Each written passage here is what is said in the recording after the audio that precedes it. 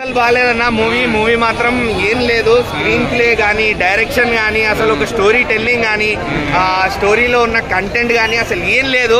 పెద్ద పెద్ద star cash ని, భారీ బడ్జెట్ ని వాడుకొని మూవీ తీసేసినట్టు అనిపించింది తప్ప అక్కడ సినిమాలో మనం చూసి ఎంజాయ్ చేసేంత ఏం లేదు. ఎమోషన్స్ పెట్టుకున్నాడు, యాక్షన్ సీక్వెన్సెస్ పెట్టుకున్నాడు కానీ జనాల్ని ఇన్వాల్వ్ చేయలేకపోయాడు. స్టోరీ లేదన్నా, లేదు అసలు స్టోరీ ఏం లేదు. స్క్రీన్ ప్లే వెరీ స్లో ఉంది, చాలా స్లో ఉంది. పైగా స్లో ఉన్న ఒక స్టోరీ ఉంటే మేము కనెక్ట్ అవుతామన్నా. ఇప్పుడు సత్యం సుందరం ఉంది, స్లోనే అది మూవీ, కానీ జనాలు దాన్ని ఇష్టపడ్డారు, కనెక్ట్ అయ్యే మూవీకి.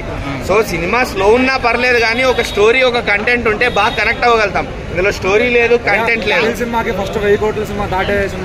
ఆయన 2000 కోట్లు అని అన్నారు ఎవరో ఆడ ప్రెస్ మీట్ లో అడుగుతూ. 2000 కాదు, 20 కోట్లు దాటితే గొప్ప. సినిమాలో ఏం లేదన్నా. కార్తీ గారు లాస్ట్ లో క్లైమాక్స్ లో రాగానే కొంచెం అమ్మయ్య ఇదేదో బాగుంది అనిపిస్తుంది, కానీ దానికోసం పార్ట్ 2 పెట్టి కార్తీ గారిని కూడా తీసుకొచ్చి, అదే చెప్తున్నా, స్టార్ క్యాష్ ని పెట్టే సినిమా తీద్దాం అనుకున్నారు శివ గారు తప్ప ఇలాంటి సినిమా చేయడం వర్కౌట్ కాలేదు ఆయనకి. ఎందుకంటే ఇలాంటి సినిమా ఇంతకు ముందు ఆయన చేయలేదు కూడా. లేదు ఏం లేదన్నా. సూర్య గారు యాక్టింగ్ అన్న అంతే. సూర్య గారు యాక్టింగ్ ఆయన సినిమాకి ప్రాణం పెట్టారు తప్ప.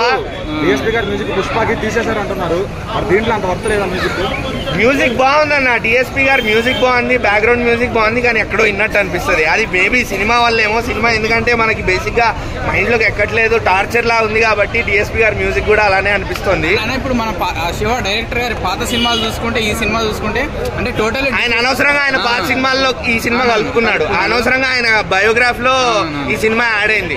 అలా అదే పాత సినిమాలు ఉండుంటే గనక అదే గ్రాఫ్ లో బాగుండేది. అలాంటి సినిమాలు తీస్తేనే బెటర్. శివ గారు సినిమా గురించి నేనేం చెప్పనా. సినిమా మాత్రం తలకాయ నొప్పి తప్ప ఇంకేం లేదు. సూర్య గారి మీద ఇష్టంతో సినిమాకి వెళ్ళండి కానీ తలభారంతో బయటకు వస్తారు.